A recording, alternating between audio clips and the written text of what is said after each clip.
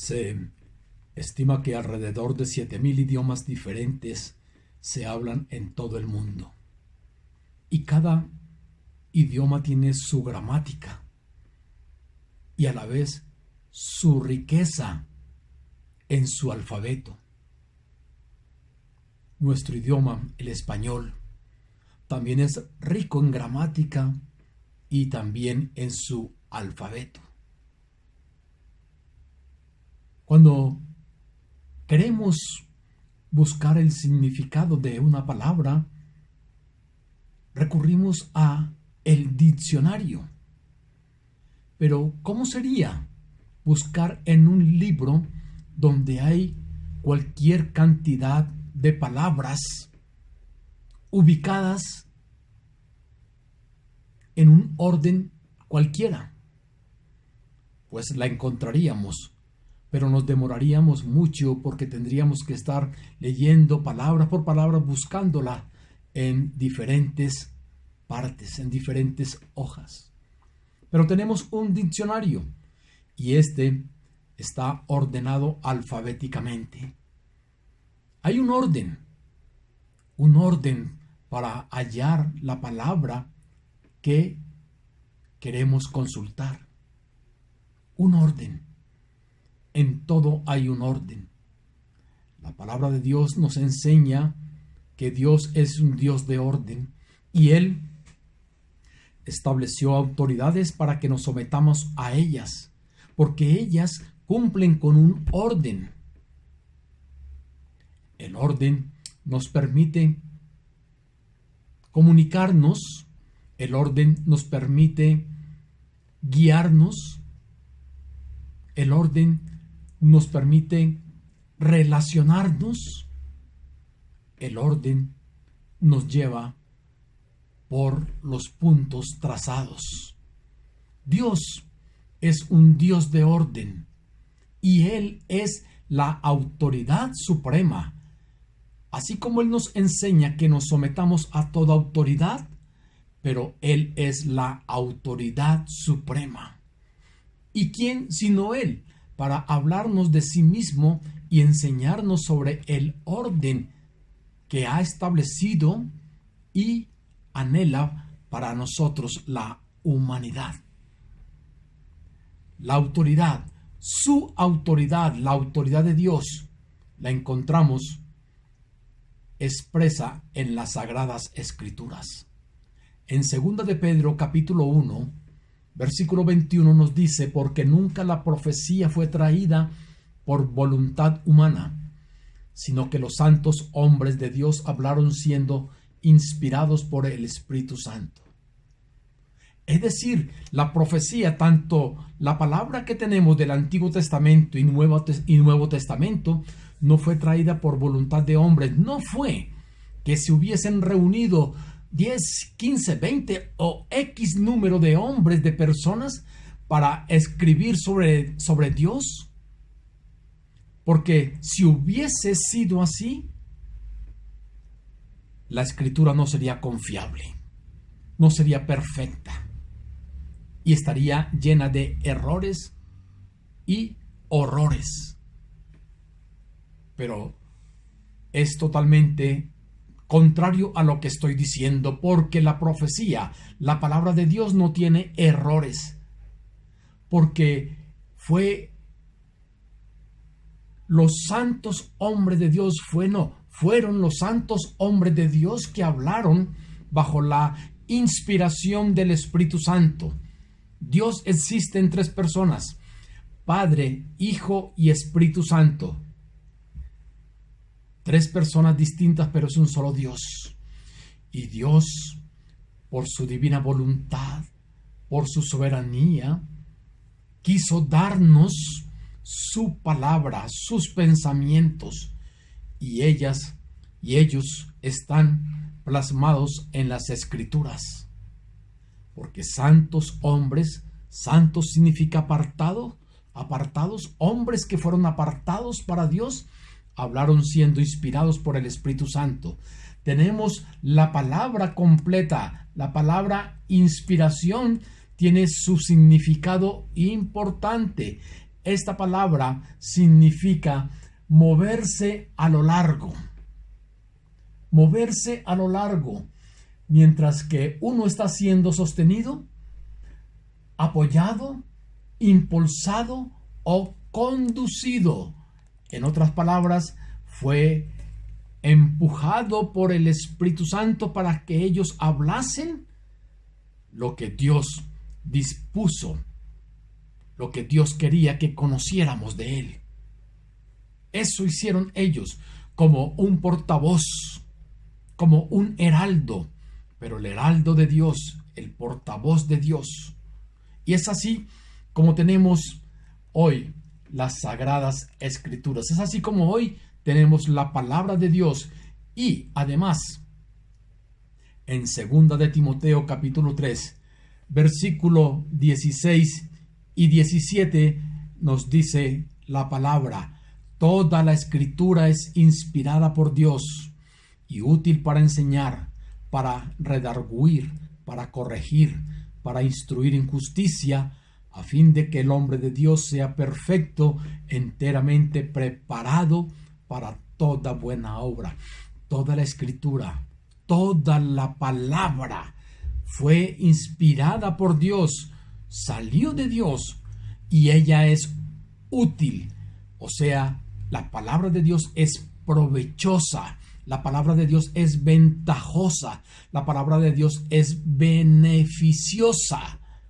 ¿Para qué? Para enseñar. ¿Y qué enseña la palabra de Dios?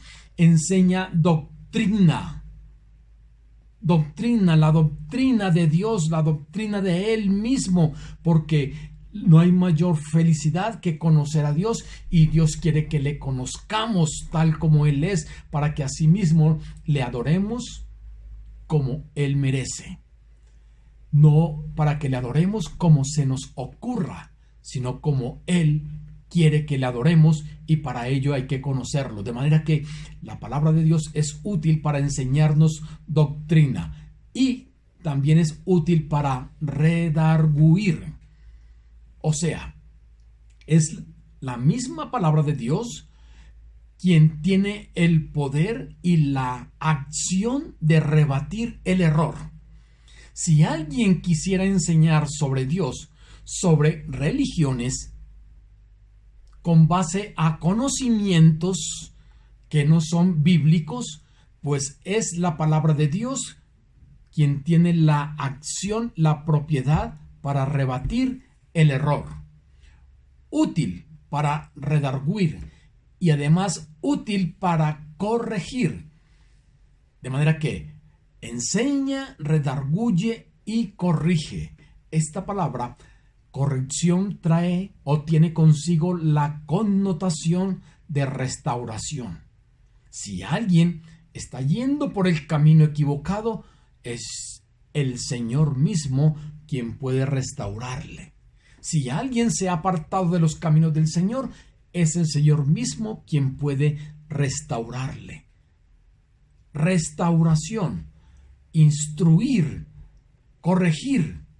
Y esa palabra útil para instruir quiere decir que trae consigo una instrucción, una educación. La palabra de Dios educa. ¿Educa para qué? Aprendamos sobre Él. Nos educa para que le conozcamos como Él es. Y lo hace en justicia. Nos instruye en justicia. Dicho sea en otra forma, dentro del contexto de lo bueno, de lo recto, de lo íntegro. Y esto es lo que Dios demanda. ¿Con qué propósito? De que el hombre de Dios sea perfecto, enteramente preparado para toda buena obra. Enteramente preparado para toda buena obra. Y esto lo puede hacer el hombre de Dios, a quien Él le llama perfecto. Y sobre esta palabra perfección lo ampliaremos dentro de la temática, pero más adelante. Debemos conocer sus pensamientos y En el libro de Isaías, Antiguo Testamento, capítulo 55, versículos 8 y 9 nos dice claramente: porque mis pensamientos no son vuestros pensamientos, ni vuestros caminos mis caminos, dijo Jehová. Como son más altos los cielos que la tierra, así son mis caminos más altos que vuestros caminos, y mis pensamientos más que vuestros pensamientos. Es allí, en la palabra de Dios, donde conocemos los pensamientos y los caminos del Señor. Y Él nos habla claramente sobre cómo son sus pensamientos y cómo son sus caminos. Sus caminos, sus pensamientos son superiores a los nuestros. Y nuestros caminos y pensamientos son totalmente antagónicos a Dios. Y nos compete es conocer de los caminos del perfecto. Nos compete conocer los pensamientos del sublime para ser educados, para ser enseñados y así poder elevar una excelente adoración. Si alguien quiere conocer la verdad, tiene que ir a los pensamientos de Dios, a los caminos de Dios, y estos están plasmados en las Escrituras.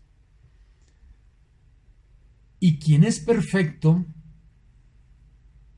nos enseña sobre la condición del hombre. Quien es perfecto nos enseña sobre lo que le espera a la humanidad en el futuro, porque Dios nos dice en su palabra que si hay algo después de la muerte, y es la eternidad.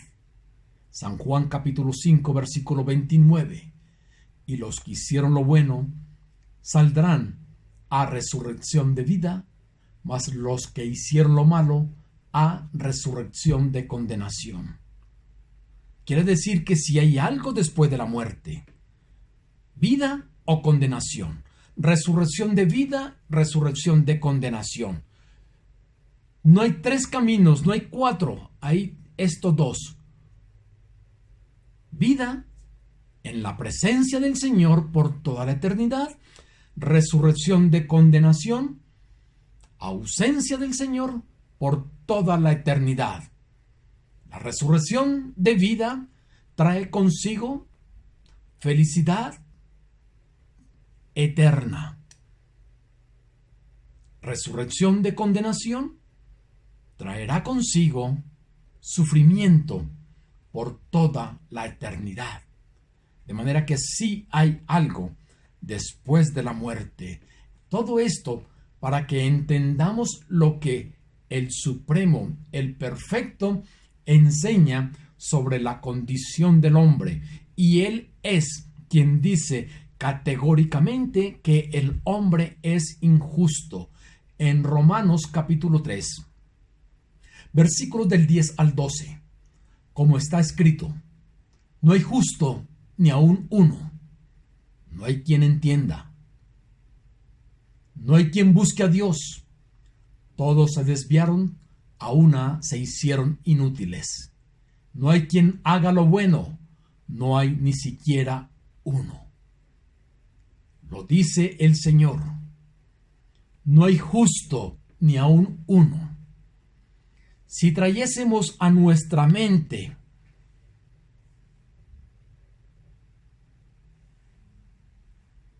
la vida de un hombre que consideremos juntos, llegamos a el punto de que no es perfecto. Porque no hay justo ni aun uno, nos lo dice la palabra de Dios. No hay quien entienda, no hay quien busque a Dios. Es Dios quien busca a la humanidad. Su amor perfecto e infinito le lleva a buscar a la humanidad. A pesar de que todos se desviaron, absolutamente todos, desde el primer ser creado hasta cuando llegue el final de los tiempos. Todos se desviaron, a una se hicieron inútiles. No hay quien haga lo bueno, no hay ni siquiera uno que haya sido engendrado por voluntad de hombre y voluntad de mujer. Porque el único perfecto fue el Señor Jesucristo, quien engendró en un cuerpo de una mujer, en María, por obra y gracia del Espíritu Santo. Allí no hubo relación carnal. Por obra de Dios, el único perfecto, justo, fue Jesucristo. Y Él, Dios soberano, nos dice que el hombre es injusto. Y como tal, es también perverso. Eclesiastés capítulo 7, versículo 29. He aquí, solamente esto he hallado, que Dios hizo al hombre recto, pero ellos buscaron muchas perversiones. Dios creó al hombre recto. La primer pareja, Adán y Eva, fueron creados en rectitud. Pero ellos buscaron muchas perversiones. Ellos no le creyeron a Dios cuando Él les dijo que si llegasen a comer del fruto prohibido del árbol de la ciencia del bien y el mal, tendrían su consecuencia. Y como no tuvieron fe, como no le creyeron, desobedecieron a ese mandato. Pero ellos fueron criados en rectitud. Desobedecieron, y es allí donde el pecado se desenvuelve y empieza a coger fuerza como una bola de nieve y trasciende a la humanidad. Y ya lo veremos. Pero antes, en Eclesiastés capítulo 7, versículo 20, vuelve y lo ratifica. Ciertamente, no hay hombre justo en la tierra que haga el bien y nunca peque. Por más justo que sea el hombre, peca. El hombre, por más justo que sea, peca. Nos lo dice el Señor en su divina palabra. Y les hablaba de ese pecado que trascendió y que trasciende en Romanos capítulo 5, versículo 12.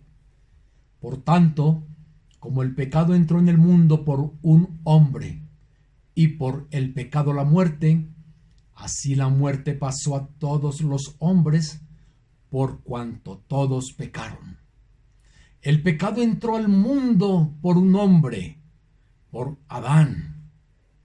Y cuando ingresa el pecado, ingresa la muerte física, la muerte espiritual. Y así la muerte pasó a todos los hombres, por cuanto todos pecaron. El pecado generacional. El hombre ya nace con la capacidad de pecar. No tiene que ir a un instituto para que le enseñen a pecar. Ya un recién nacido es un pecador en potencia. Entró el pecado.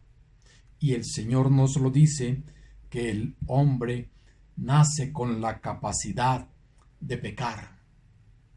Y además, la Escritura misma habla de esta situación en Romanos capítulo 3, versículo 23. por cuanto todos pecaron y están destituidos de la gloria de Dios.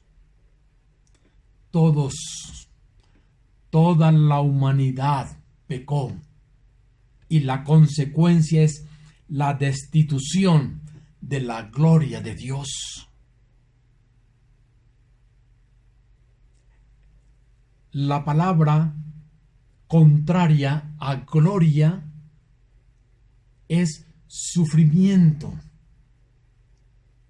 De manera que toda la humanidad le espera la condenación que trae consigo el sufrimiento eterno. ¿Qué estamos escuchando? Solo noticias terribles. En el mismo libro de Romanos capítulo 6 versículo 23 nos enseña que el hombre merece la muerte, porque la paga del pecado es muerte, mas la dádiva de Dios es vida eterna en Cristo Jesús, Señor nuestro. La paga. La palabra paga significa salario. El salario por causa del pecado es la muerte, la condenación eterna. Y encontramos aquí en el mismo texto bíblico un contraste. Más la dádiva de Dios, más el regalo de Dios es vida eterna en Cristo Jesús, Señor nuestro. Enfoquémonos todavía en la primer parte del versículo, porque el hombre merece la muerte. La paga del pecado es la muerte. Y el hombre que merece la condenación es debido a que practica el pecado, nace, por supuesto, con la capacidad de pecar y se hace esclavo del pecado. Juan 8:34. Jesús les respondió: de cierto os digo, que todo aquel que hace pecado, esclavo es del pecado. El hombre es esclavo del pecado. El amo del pecador es el pecado. Y el esclavo no puede hacer su voluntad, sino lo que el amo le dice. Por ende, el amo llamado pecado obliga, en el buen sentido de la palabra, al pecador a practicar el pecado. Y no sabe hacer algo diferente debido a que es pecador. Y el hombre pecador, nada de lo que haga será suficiente para agradar a Dios. Y todo aquel que está separado de Dios es un pecador y no podrá agradar a Dios con ninguna obra que llegase a hacer. Es esclavo del pecado y está sometido a su amo. Hasta ahora, ¿qué escuchamos? Duras noticias, terribles noticias. Pero Dios ama, Dios es amor, y Él dice que el hombre puede ser libre de esa esclavitud, de esa condición pecadora. San Juan capítulo 8 versículo 32. Y conoceréis la verdad, y la verdad os hará libres. Ya vienen buenas noticias. Si quieres dejar Si el hombre quiere dejar de ser esclavo, tiene que conocer una verdad que le hará libre. Y esa verdad la encontramos en el Evangelio de San Juan, capítulo 14, versículo 6. Jesús dice de sí mismo, una vez más, 14:6, Jesús le dijo: yo soy el camino, la verdad y la vida. Nadie viene al Padre sino por mí. Tres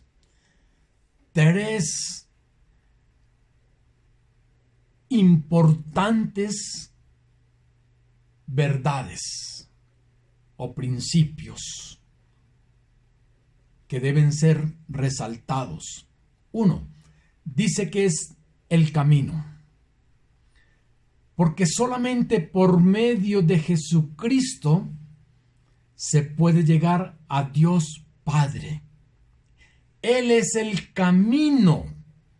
Ese artículo es determinado. Él es el camino. No es uno de los caminos, porque no hay caminos, sino un solo camino, y así se llama Jesucristo, el camino. También el texto bíblico nos dice que Él es la verdad. Y leíamos en el texto anterior: conoceréis la verdad y la verdad os hará libres. Y Él es la verdad. Él es la verdad. Jesucristo es la verdad. ¿Por qué es la verdad?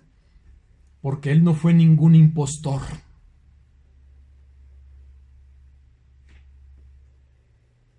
En el mundo hay impostores, hay falsos maestros, hay falsos profetas, hay falsos cristos.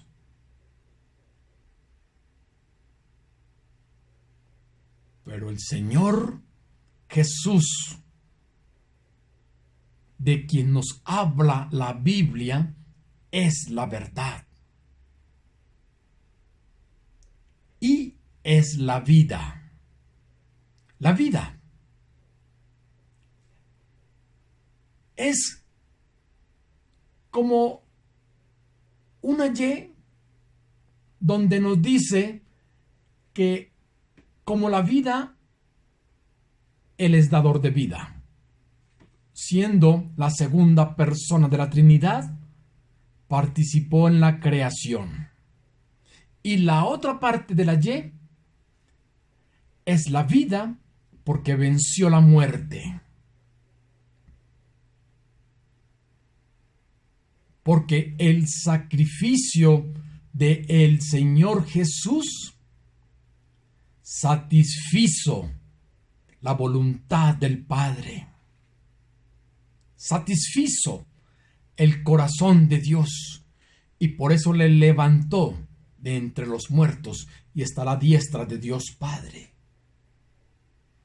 Y así como dijo que Él es el camino, dice: nadie viene al Padre sino por mí.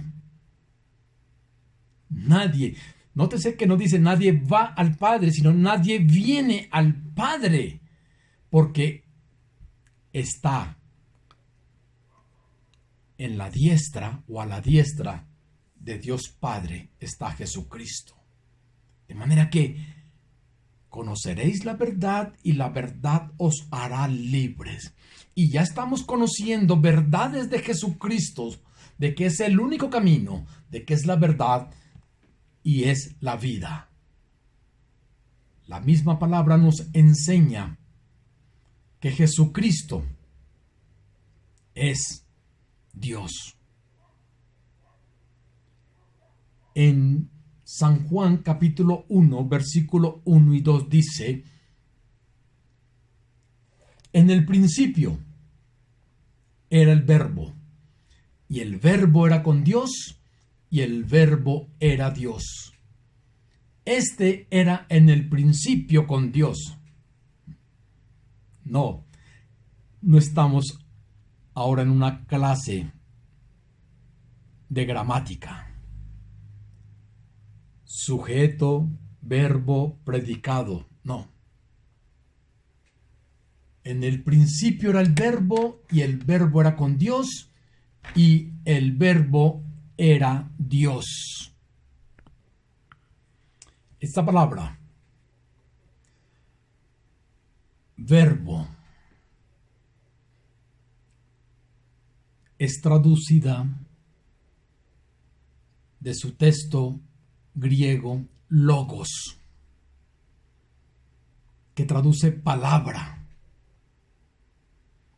traduce mensaje, traduce enseñanza. Y la palabra verbo es un título de Jesús, entendido como la comunicación final de Dios de la verdad sobre sí mismo. En el principio era el verbo, y el verbo era con Dios. Este era en el principio con Dios.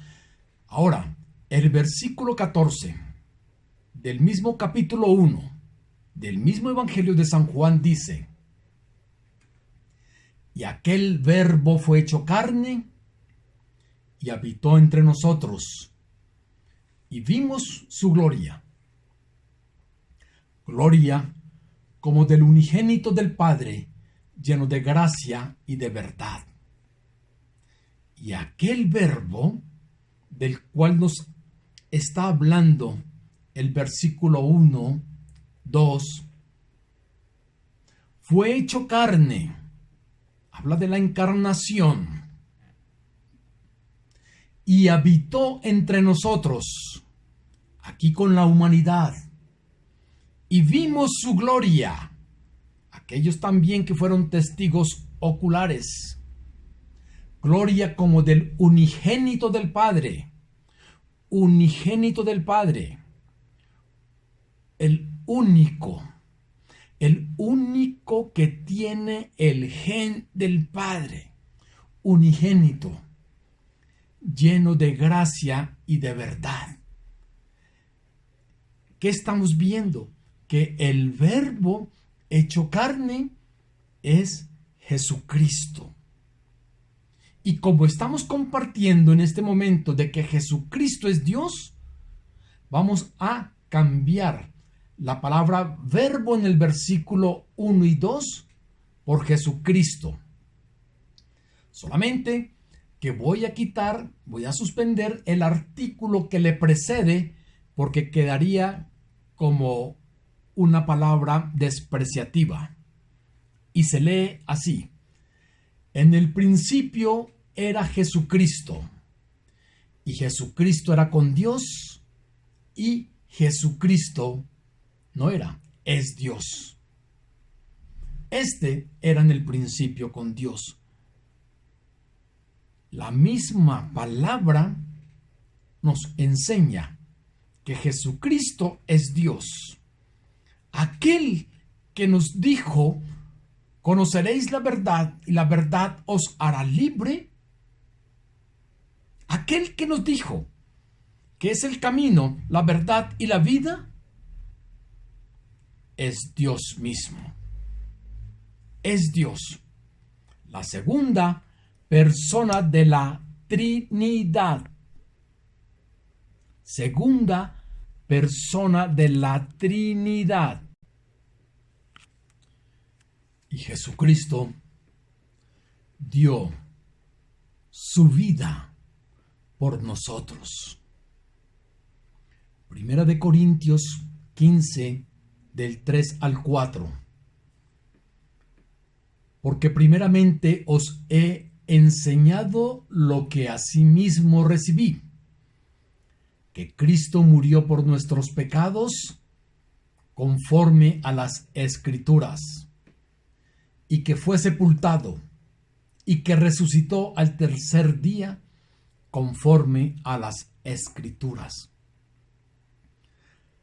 2 veces nos dice aquí, conforme a las Escrituras, no conforme a las religiones, no conforme a las filosofías, no conforme a las ideologías, sino conforme a las Escrituras, conforme a la Biblia. ¿Y qué dice la Biblia? Que Cristo murió por nuestros pecados. Él no murió por algo que él hubiese hecho mal, porque en él no hubo ni siquiera un mal pensamiento.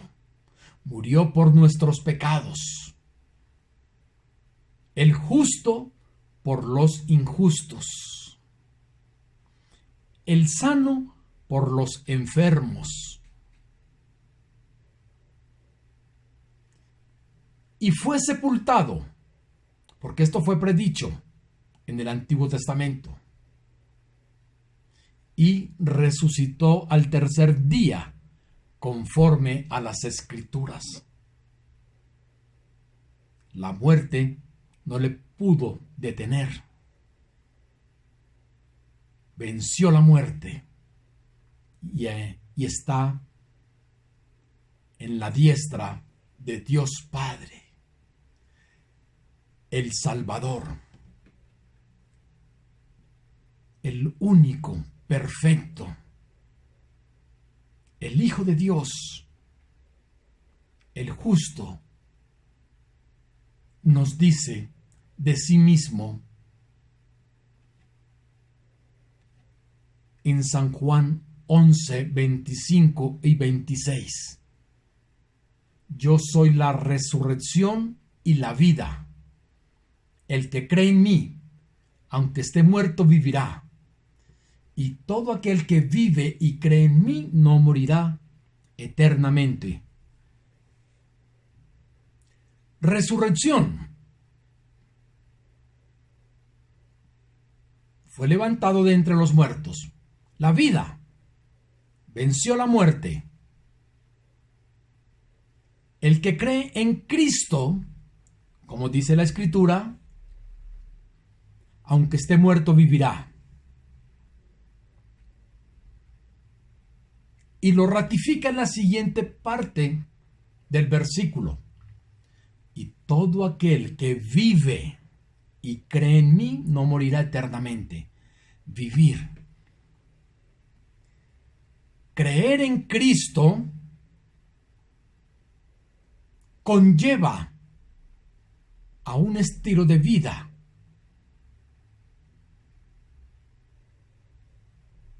que concuerda con lo que el Señor enseña.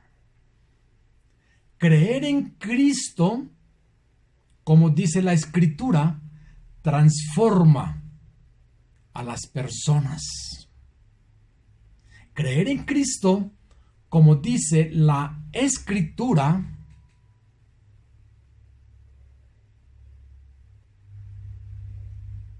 perfecciona a la humanidad, porque la misma palabra dice, el que comenzó en vosotros la buena obra, la perfeccionará hasta el día de Jesucristo, hasta cuando Él venga. Jesucristo es la resurrección y la vida. Y las buenas noticias que venimos escuchando en esta última parte también nos dice que Jesucristo es el único mediador. Primera de Timoteo capítulo 2 versículo 5. Porque hay un solo Dios y un solo mediador entre Dios y los hombres, Jesucristo hombre. Hay un solo Dios, un solo Dios y un solo mediador entre Dios y los hombres, y es Jesucristo. No hay otro mediador fuera de Jesucristo. Único mediador.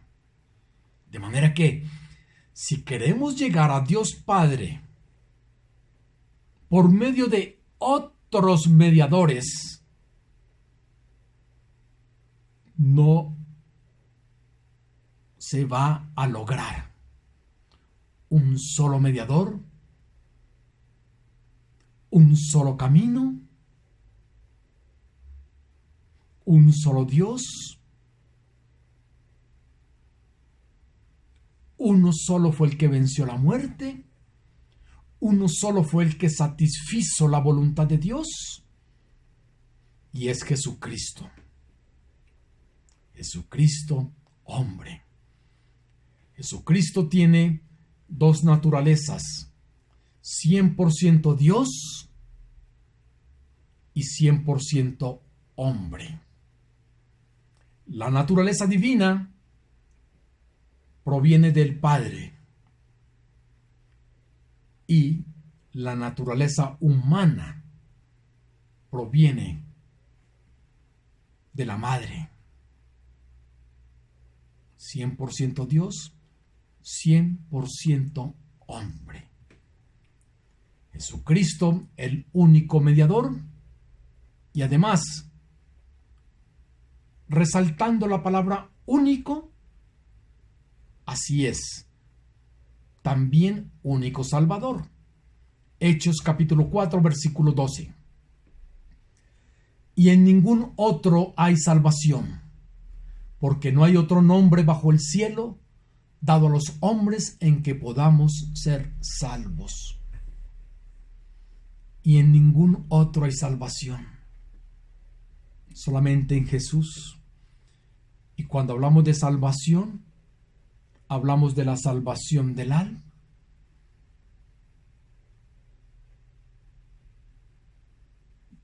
Salvación, sinónimo de vida eterna. Salvación, sinónimo de felicidad eterna. Porque quien cree en Cristo, como lo dice en la Escritura, irá a la presencia del Señor y nadie le podrá arrebatar de su mano. El corazón del Señor, y no quiere que ninguno se condene. Segunda de Pedro, capítulo 3, versículo 9.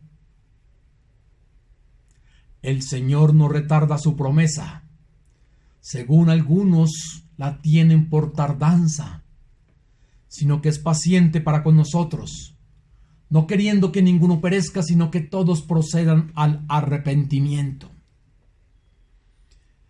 El Señor no quiere que ninguno perezca.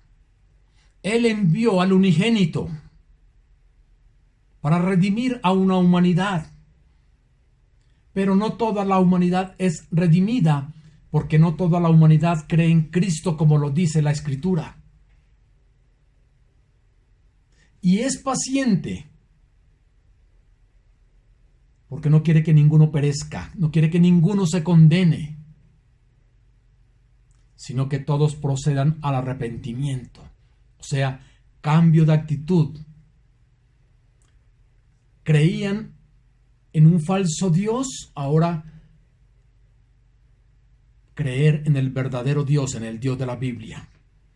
Si creían en las filosofías, creer en el verdadero. Arrepentimiento, cambio de actitud hacia el pecado. Pero para creer todas estas verdades escriturales se requiere de fe. Y en el libro de Efesios capítulo 2 versículo 8 y 9 nos dice: por gracia sois salvos por medio de la fe. Y esto no de vosotros, pues es don de Dios, no por obras para que nadie se gloríe. La salvación es por medio de la fe. Fe en el Altísimo, fe en el Hijo, quien murió, quien fue sepultado, quien resucitó. Fe en el Hijo que proporciona perdón de pecados si se cree en Cristo, como lo dice la Escritura. Sois salvos por medio de la fe. Y esto no de vosotros, la salvación no es de nosotros, pues es don de Dios, es un regalo de Dios, la salvación. Y la salvación no es por obras para que nadie se gloríe.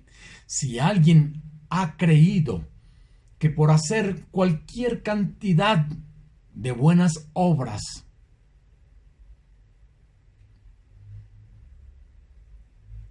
si creen que el hacer buenas obras le otorga el privilegio de ir a la presencia de Dios, permítanme decírselos,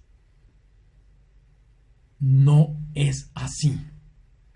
La salvación es por medio de la fe en Cristo Jesús, como dice la Escritura. Las obras son importantes, pero no para conseguir la salvación, sino como consecuencia de haber recibido la salvación. Es decir, salvación más obras son importantes y esto agrada a Dios, pero la salvación es solamente por medio de la fe en Cristo Jesús. De manera que cada quien debe tomar una decisión con base a lo que la Biblia nos enseña. ¿Obedezco y soy sumiso a lo que me enseña la palabra sobre la salvación por medio de Cristo Jesús? ¿O sigue en el camino equivocado e irá a la condenación eterna? Fe. La palabra nos dice que si hemos creído esta verdad sobre Jesucristo, en Romanos capítulo 10, versículo 9, nos dice que si confesares con tu boca que Jesús es el Señor y creyeres en tu corazón que Dios le levantó de los muertos, serás salvo. Porque con el corazón se cree para justicia, pero con la boca se confiesa para salvación. Si confesares con tu boca, nadie va a confesar algo que no ha creído. Y si has creído que Jesús es el Señor, la palabra Señor quiere decir quien tiene autoridad. Y como tiene la plena autoridad, si creemos en Jesucristo como Señor, nos debemos a Él en perfecta sumisión. Y creyeres en tu corazón que Dios le levantó de los muertos, serás salvo. Creemos que Dios le levantó de los muertos. Esa tumba está vacía. Allí no quedó el cuerpo de Jesús. El cuerpo de Jesús no sufrió descomposición. Fue levantado. Venció la muerte. Y si creemos estos principios, estas verdades, y aceptamos a Jesucristo como lo declara la Escritura, y nos sometemos a Él como sus súbditos, porque Él es Señor, seremos salvos. Salvación por medio de la fe. Y si has creído esta verdad, puedes tener la plena seguridad que Dios ha perdonado el pasado de cada quien que creyó la palabra. Segunda de Corintios 5:17. De modo que si alguno está en Cristo, nueva criatura es. Las cosas viejas pasaron, y aquí todas son hechas nuevas. Si alguno ha creído el Evangelio, está en Cristo, es una nueva criatura. todo lo que pudo haber realizado en el pasado fue perdonado. Todo el pasado se llama pecado, porque fue esclavo de su amo pecado. Si alguno está en Cristo, nueva criatura es. Las cosas viejas pasaron, ahora a partir de este momento, he aquí, todas son hechas nuevas. Nuevas criaturas. Y encontramos otra verdad importante a partir de esa confesión de fe por Jesucristo como Señor y Salvador. San Juan capítulo 1, versículos 12 y 13. Mas a todos los que le recibieron, a los que creen en su nombre, les dio potestad de ser hechos hijos de Dios, los cuales no son engendrados de sangre, ni de voluntad de carne, ni de voluntad de varón, sino de Dios. Si has recibido a Cristo como Señor y Salvador, Dios le ha hecho su Hijo.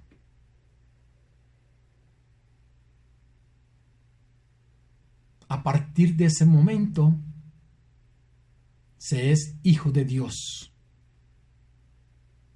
Toda la humanidad es creación de Dios, pero hijo de Dios, quienes reciben a Jesucristo como Señor y Salvador.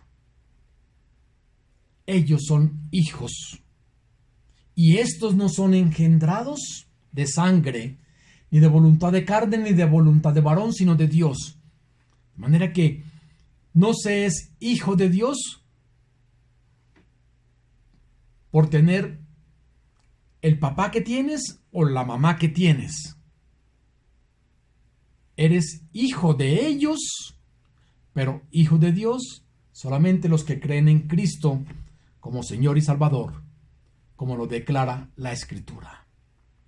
Así que, a partir de ese momento, eres hijo de Dios y eres un recién nacido.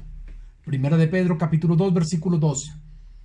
Desead como niños recién nacidos la leche espiritual no adulterada, para que por ella crezcáis para salvación. Un recién nacido, y un recién nacido necesita leche. A un recién nacido se le da leche materna, que esta no está adulterada. Es el mejor alimento. Pero para un recién nacido espiritual necesita la leche espiritual que encontramos en la palabra de Dios.